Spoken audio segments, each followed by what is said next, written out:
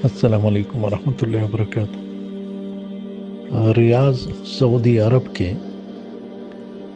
ایک عالم دین ہیں، ابو حمزہ ابراہیم بن عبداللہ حازی۔ انہوں نے کتاب لکھی فراست المؤمن، اور اس کا ترجمہ بھی ہوا ہے اردو میں، مؤمنوں کی ذہانت کے قصے، اس نام سے۔ اس میں بہت سارے واقعات عجیب، بہت پیارے، بہت اچھے وہ بیان ہوئے ہیں، ذہانت کے حوالے سے، انٹیلیجنس کے حوالے سے۔ تو اس میں ایک احمد بن طولون رحم اللہ ان کی بھی ہے۔ 3 واقعات میں اس میں سے ذکر کر دیتا ہوں آپ کے سامنے۔ پہلے کہ یہ احمد بن طولون رحم اللہ، یہ 868 عیسوی میں عباسی خلیفہ مہدی کے وقت مصر کے والی تھے۔ پھر 871 میں مصر کے فرمان روا بن گئے، خود مختار۔ اور 877 میں ترسوس میں انہوں نے رومیوں کو شکست دی تو شام پہ بھی قبضہ کر لیا۔ تو یعنی کافی وسیع ان کی سلطنت تھی۔ ان کے واقعات ذکر کیے ہیں کہ ایک دن وہ اپنی مجلس میں آرام کر رہے تھے کہ ایک بھکاری کو دیکھا جو پرانے کپڑوں میں ہے۔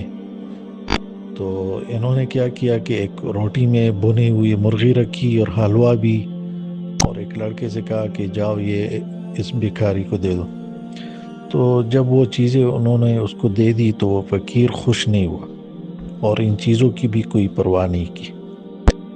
تو احمد بن طولون نے فوراً کہا کہ اس فقیر کو میرے پاس لے آؤ۔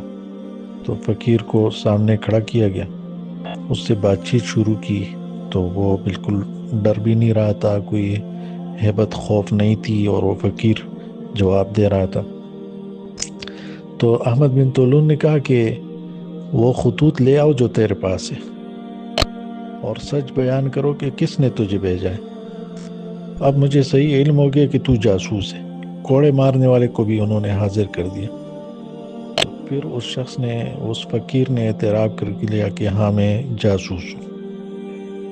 تو کوئی بیٹا ہوا شخص تھا، تو اس نے کہا کہ اللہ کی قسم یہ تو جادو ہے، مطلب آپ کو کیسے یہ پتہ چلا؟ تو انہوں نے کہا کہ جادو نہیں ہے بلکہ سچی ذہانت ہے۔ میں نے اس کی بری حالت کو دیکھا، تو یہ فقیر بن کے بری حالت میں ہے، تو میں نے اس کو ایسا کھانا بھیجا کہ اگر واقعی کوئی بری حالت والا ہوتا تو اس قیمتی کھانے پر ٹوٹ پڑتا کہ روٹی ہے، مرغی ہے، حلوہ ہے۔ لیکن اس نے کوئی پرواہ نہیں کی، اور نہ اس کھانے کی طرف ہاتھ بڑھایا، نہ خوش ہوا۔ اور پھر جب میں نے اس کو حاضر کروایا تو یہ بڑی جرات مندی سے اس نے ملاقات کی، جواب دے رہا تھا۔ تو جب اس کی حالت اتنی بری تھی اور جرات مندی اس کی میں نے دیکھی، تو مجھے یقین ہو گیا کہ یہ جاسوس ہے۔ تو ایک واقعہ یہ تھا۔ دوسرا واقعہ وہ یہ تھا کہ ایک دن انہوں نے کسی کو دیکھا کہ وہ کوئی بوجھ اٹھائے ہوئے جا رہا تھا، ایک صندوق اٹھایا ہوئے انہوں نے، اور یہ شخص پریشان ہے جس نے بوجھ اٹھایا، صندوق اٹھایا ہوئے۔ تو احمد بن طولون نے دیکھا کہ، اور سوچا کہ اگر یہ پریشانی بوجھ کی وجہ سے تو اس کی گردن پھول جاتی، حالانکہ اس کی گردن صحیح ہے، اور یہ معاملہ صرف بوجھ کی وجہ سے نہیں لگ رہا ہے، یہ معاملہ جو ہے نا خوف کی وجہ سے لگ رہا ہے۔ تو انہوں نے حکم دیا کہ اس کے پاس جو صندوق ہے اس کو کھولا جائے۔ تو اس میں ایک لڑکی کی لاش ملی جس کے ٹکڑے ٹکڑے کیے ہوئے تھے۔ تو احمد نے کہا کہ اس کا سچ سچ بتاؤ کیا قصہ ہے۔